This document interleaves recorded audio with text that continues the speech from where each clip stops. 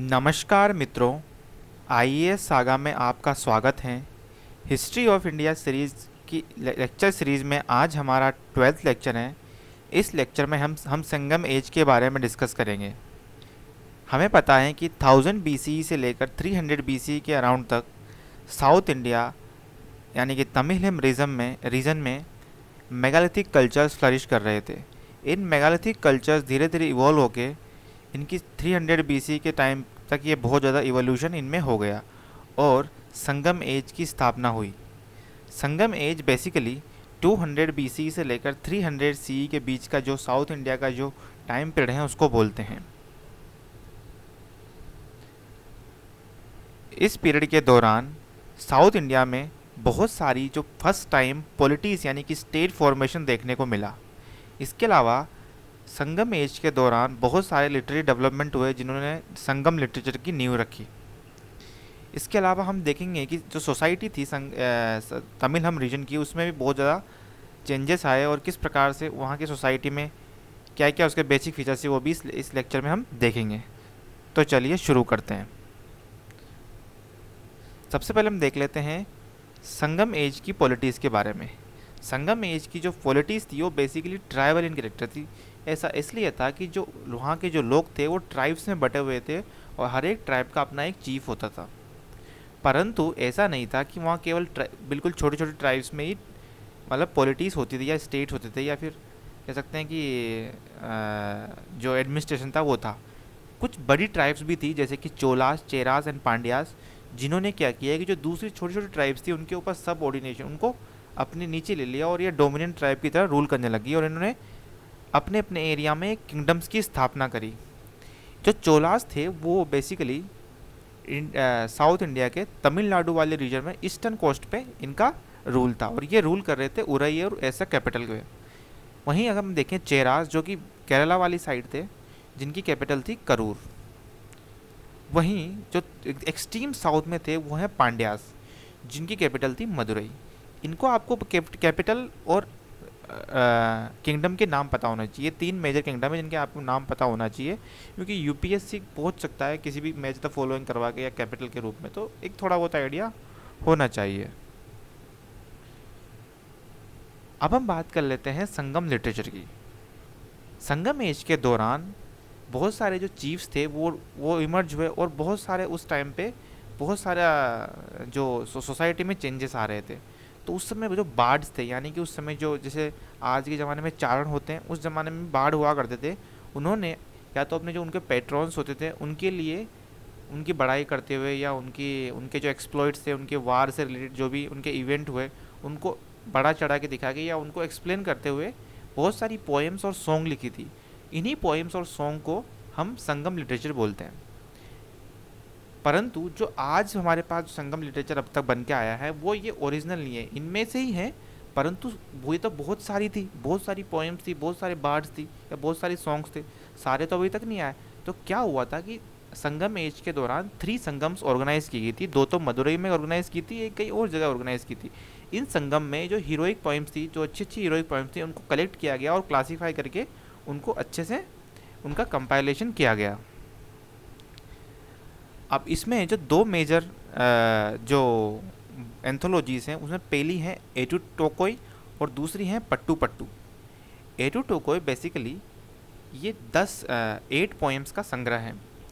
इनमें से जो स्टार्टिंग की जो 6 पोएम्स हैं वो संगम एज से रिलेटेड है और वही पट्टू पट्टू क्या है 10 सॉन्ग का ग्रुप है। उनमें जो स्टार्टिंग के जो 9 ग्रुप हैं वो इसी एज से बिलोंग करते हैं। अब जो संगम एज की जो पोइट्री है वो 2 टाइप की है। पहली है अकम पोइट्री। अकम पोइट्री में बेसिकली जो थीम है वो लव और अफेक्शन की, यानी कि कोई भी व्यक्ति प्यार के लिए या किसी भी चीज़ से रिलेटेड वो कोई भी हीरोइक काम करता था तो उसको डिस्क्राइब करते हुए जो पोएम्स लिखे गए थे उनको अकम पोएम्स बोलते हैं। वहीं जो दूसरी पोएम्स है वो है पुरम पोएम्स। पुरम पोएम बेसिकली इनकी थीम थी वार।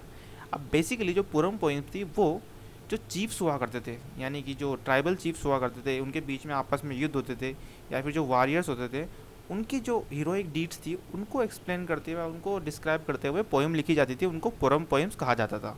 तो इस तरीके से ये 2 पोएम का टाइप थे साउथ इंडिया में संगम एज के दौरान। संगम लिटरेचर में केवल ये ऐसा नहीं था कि ये जो दो एंथोलॉजीज थी यही थी, इसके अलावा जो लेटर संगम एज में यानी कि 3rd सेंचुरी सी, स्टार्टिंग में तो वो हीरोइक पोइम्स लिखी गई थी, बाद में यानी कि 3rd सेंचुरी सी के अराउंड बहुत सारे दूसरे लिटरेचर भी डेवलपमेंट हुए। पहले ही थी टोलका पीआर के द्वारा लिखी गई टोलका पीएम, जो बेसिकली एक तमिल ग्रामर पे इसकी पूरी थीम थी, तमिल ग्रामर के ऊपर इन्होंने एक्सप्लेनेशन दिया था। दूसरी जो बुक थी वो थी पटिनजे, पता नहीं क्या नाम है ये, इस नाम की बुक्स हुआ करती थी, जो बेसिकली ये 18 टेक्स्ट हैं। इनमें से जो एक टेक्स्ट है सबसे इम्पोर्टेंट है, जो याद रखने लायक है, वो है तिरुवल्लुवर की थिरुकुरल।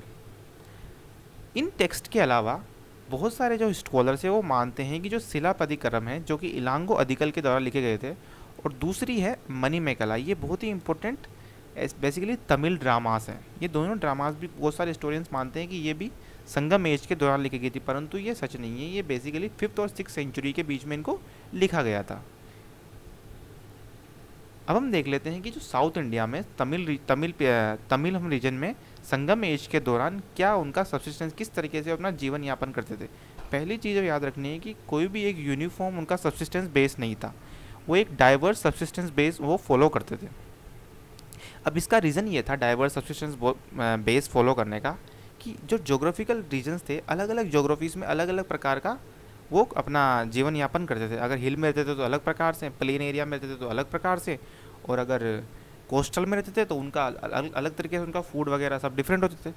तो इस तरीके से हिस्टोरियंस ने इस तरीके से 5 रीजन में डिवाइड किया है तमिल संगम के जो जोग्राफिकल रीजन थे।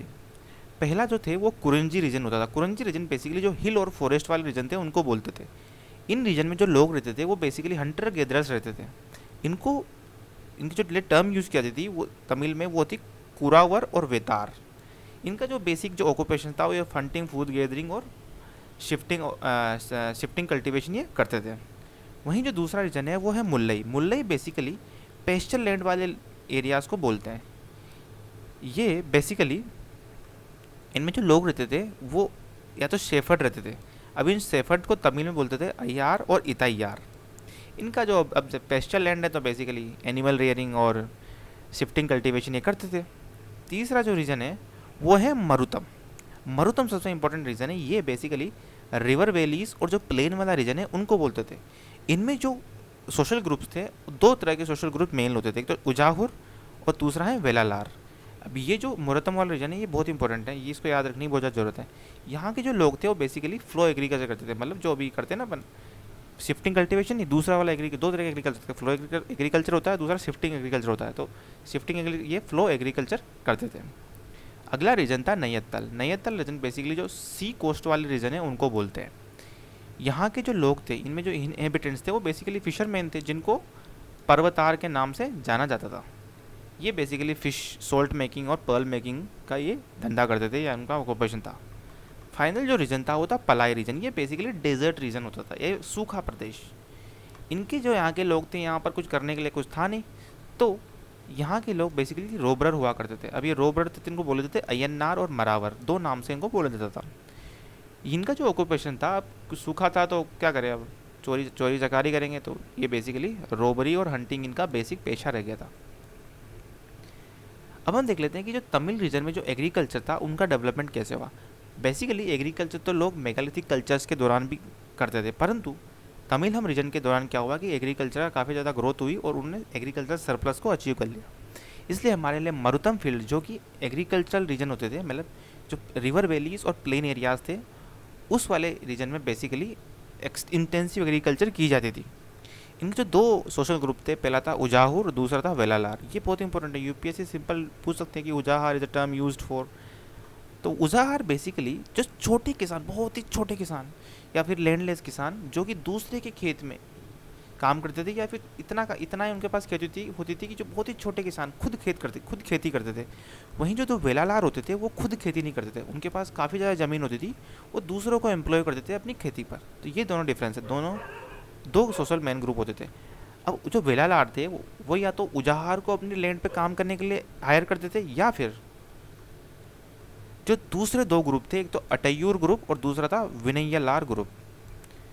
अब जो अतैयूर का मतलब होता था स्लेव, या तो स्लेव्स को अपने उसमें यूज़ करते थे, जैसे इनके जो स्लेव्स होते थे उनको, या फिर ये मार्केट से जो वेज अर्निंग ग्रुप्स होते थे उनके लोगों को बुला के अपने खेतों में काम करवाते थे, जिनको विनय वलार बोलते थे। अगर हम बात करें कि जो साउथ इंडिया की जो तमिलम रीजन की जो स्टेट्स थे, जैसे चोला, चेरा, पांड्यास, उनको जो रेवेन्यू का सोर्स क्या था, वो बेसिकली दो तरह के रेवेन्यूज़ तमिल लिटरेचर में देखने को मिलते हैं, टर्म्स देखने को मिलती है रेवेन्यू की। पहली है इराई, जो कि बेसिकली रेगुलर एग्रीकल्चर कंट्रीब्यूशन, यानी कि जो रेगुलर टैक्स होता था, लैंड रेवेन्यू, वो दिया जाता था, इराई। और दूसरा है तिराई, जो कि बेसिकली जो ट्राइब के लोग होते थे वो अपने चीफ को ट्रिब्यूट के रूप में ही देते थे। इराई तो कंपलसरी था और तिराई एक ट्रिब्यूट थी और वॉलेंट्री गिफ्ट था। तो ये दो तरह की टर्म है जो इंपॉर्टेंट रखनी है एग्रीकल्चर रेवेन्यू के लिए तमिल रीजन में, कब के टाइम पे, संगम एज के टाइम पे। अब लास्ट जो पार्ट है वो हमारा संगम सोसाइटी देख लेते हैं कि वो किस तरीके की उनका नेचर था। जो संगम सोसाइटी वो बेसिकली ट्राइबल इन नेचर थी और किनशिप रेगुलेशन, मतलब वही भाई आपस में जो रिश्तेदारी होती है वैसे ऑर्गेनाइजेशन थे।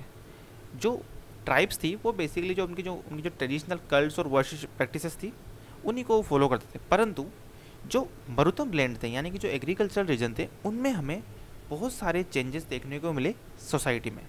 इसका रीज़न था कि उस वाले रीजन में जो ब्राह्मणास थे या फिर ब्राह्मणिकल सोशल सिस्टम था, उसका इन्फ्लुएंस धीरे धीरे आना शुरू हो गया था। साउथ इंडिया में संगम एज के दौरान में आर्यनाइजेशन ऑफ साउथ इंडिया शुरू हुआ था।